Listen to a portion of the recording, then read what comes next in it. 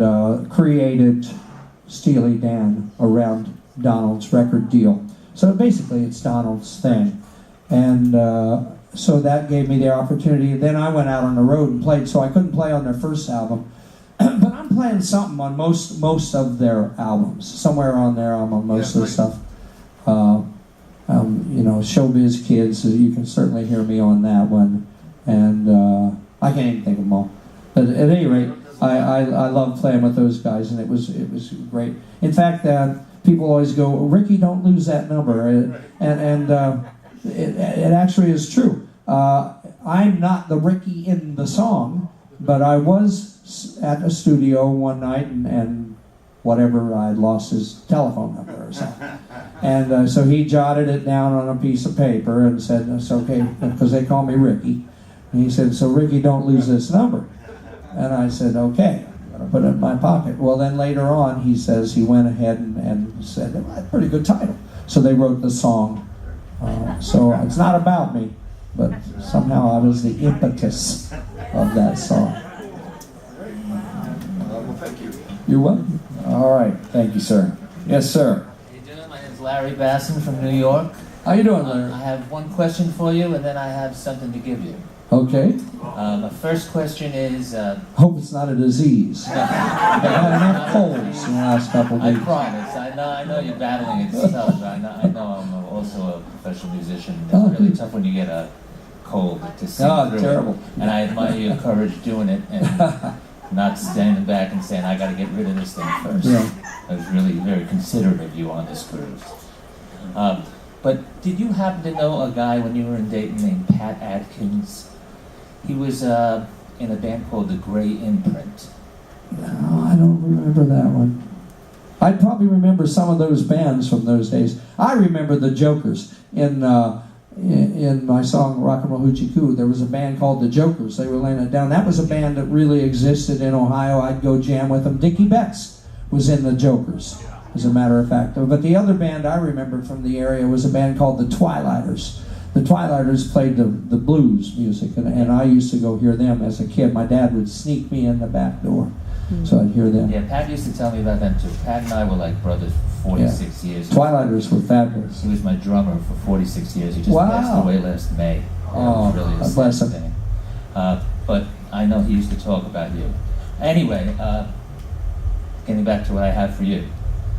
In 1971, I went down to the Fillmore East to get tickets to see Johnny Winter and. Uh-huh. And when I got to the box office, the woman at the box office told me that they had just added a Thursday night show. And so I asked if I could get the best tickets they had for Thursday night, and they gave me front row center. What those cost in those days?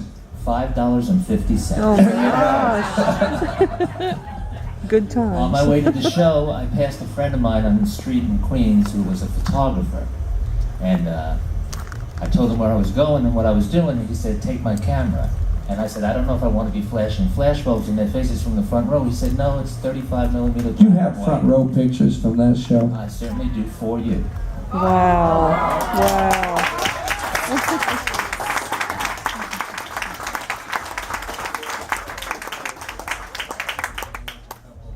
Now, I'm not a photographer. I know he's kicking me out here, I think. No, I'm not kicking you out. Oh, good. Hell. Oh, no, I see them.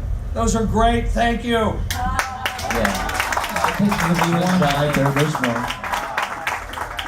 Look at that and remember what you used to look like. Yeah.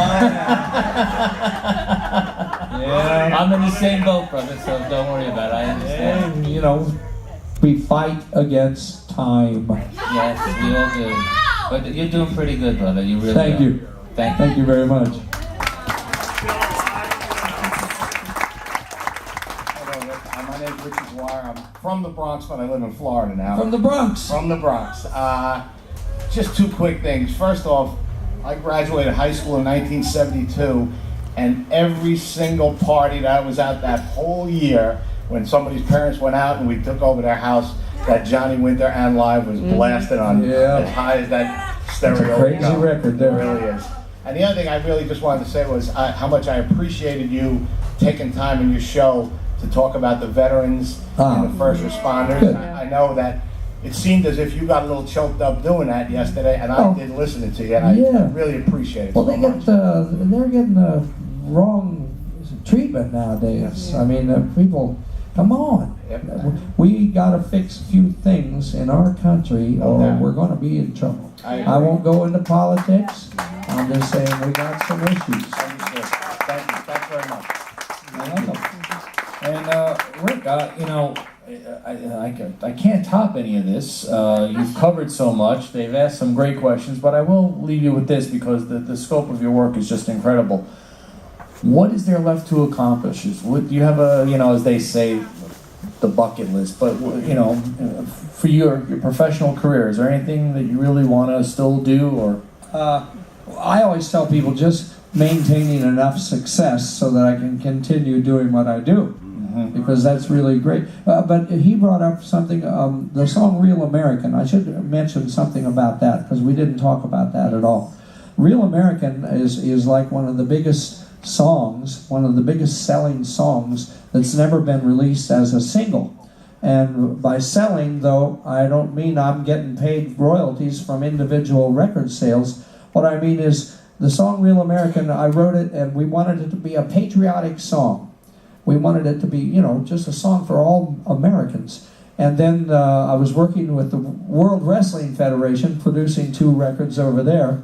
And Hulk Hogan heard it and decided, I want that to be my theme song. I said, cool, that's great.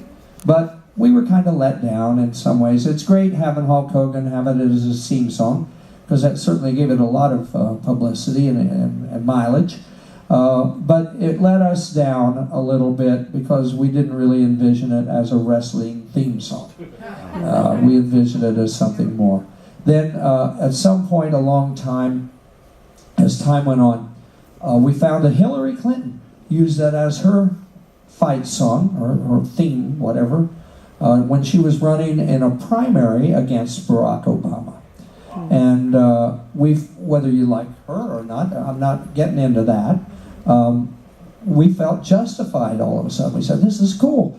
And then next thing we know, Newt Gingrich used it as his victory song when he won his primary. And we said, wow, this is pretty cool. Yeah. Then a guy on America's Got Talent balanced 40 watermelons on his head. And they played Real American. So I said, well, you know, we're going somewhere with this thing. Then Donald Trump actually used it for 4 different videos in his campaign.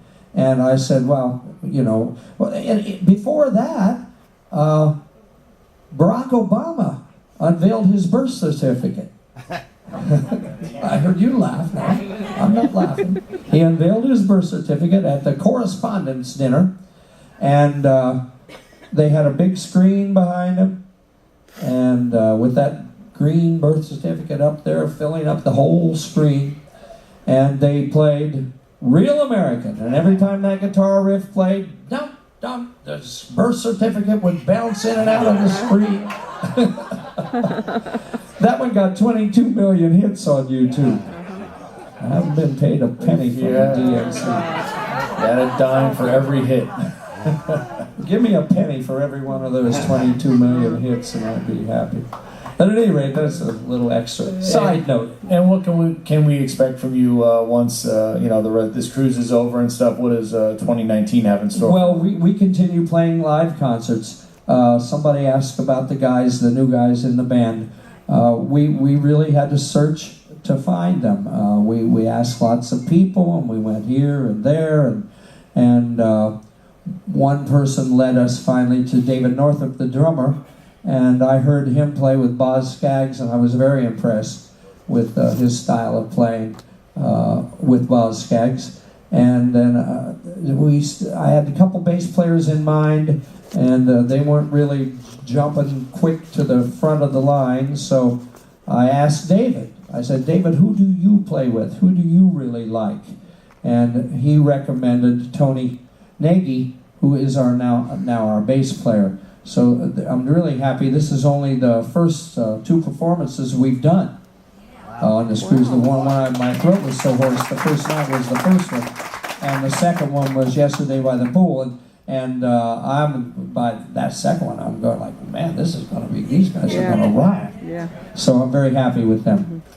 Thank you. And I'm also very happy, I got a call out over here. Tom Curial over here has been working with me for many, many, many years. He was my drummer for a long time. He went ahead, left me to play with Johnny Winter. And he ended up playing on Johnny Winter's Grammy Award winning CD, the last one he did. And Tommy's now taken on the responsibilities of being my right-hand man. And he's helping me with all kinds of things, tour managing and whatever else I need. So I want to call out Tommy and really thank him for that. We've got a great crew now. Well, it's been wonderful having you. The folks on the Blue cruises that make the rounds and stuff have enjoyed seeing you and having your name added to the bill. And the music industry's better for having you in it all these years, starting as a little kid, and here you are, God knows how many years later, still doing it. God bless you. That's wonderful. Thank you very much. Rick Derringer, everybody. The all